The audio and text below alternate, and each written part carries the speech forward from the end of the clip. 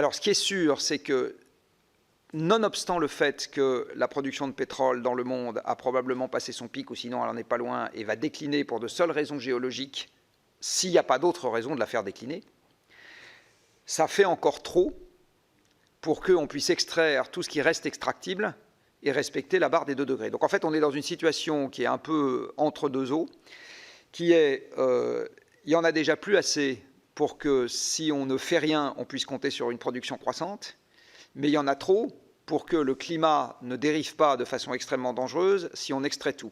Et c'est encore plus vrai pour le charbon. En fait, il reste des quantités considérables de charbon sur Terre et on ne peut absolument pas se permettre d'attendre la limite géologique en ce qui concerne le charbon. Même si on attend la limite géologique sur le pétrole et le gaz, on dépasse les 2 degrés. Voilà.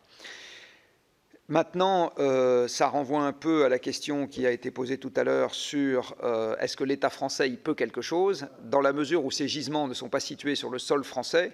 L'État français, lui, la seule chose qu'il peut faire, c'est assécher la demande. Mais il ne peut pas tellement jouer sur l'offre. Là où Patrick Pouyanné n'a pas complètement tort, c'est que quand, je crois que c'est l'Ouganda et la Tanzanie là, qui ont identifié du pétrole dans le sous-sol, là, il dit si ce n'est pas nous, ça sera d'autres. En l'état actuel, il n'a pas tort. En l'état actuel, il n'a pas tort. Ça ne veut pas dire qu'il est raison. En l'état actuel, il n'a pas tort. Et ça ne dépend pas de nous, de toute façon. Ça dépend du gouvernement ougandais. Et le gouvernement ougandais, il va nous dire, vous êtes gentils, les Français, là, mais enfin, nous, on veut des hôpitaux, des routes, etc. Donc, si on ne sort pas le pétrole du sous-sol, vous nous les payez, les hôpitaux et les routes. Et on va dire, bah non, nous, on est occupés avec notre inflation alimentaire. Bien sûr. Bah, c'est... Les routes, c'est sûr. Des hôpitaux un peu quand même aussi. En tout cas, chez nous, ils l'ont été. Donc c'est pas simple. Moi, encore une fois, je ne suis pas en train de dire Total a raison de faire ce qu'ils font. Je dis juste, on ne peut pas leur dire, c'est vous qui avez toutes les cartes en main, vous êtes maître du monde, et le monde va évoluer juste en fonction de ce que vous décidez vous. Ça c'est une vision simpliste de la situation. C'est bien pour ça que c'est compliqué, du reste.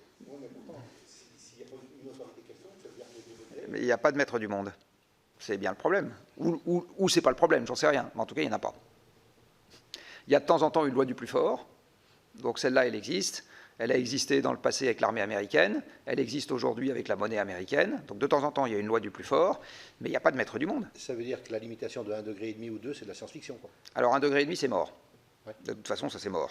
Et 2 degrés, sauf chute de comète, effondrement économique, ou etc., c'est parti pour être mort. Oui.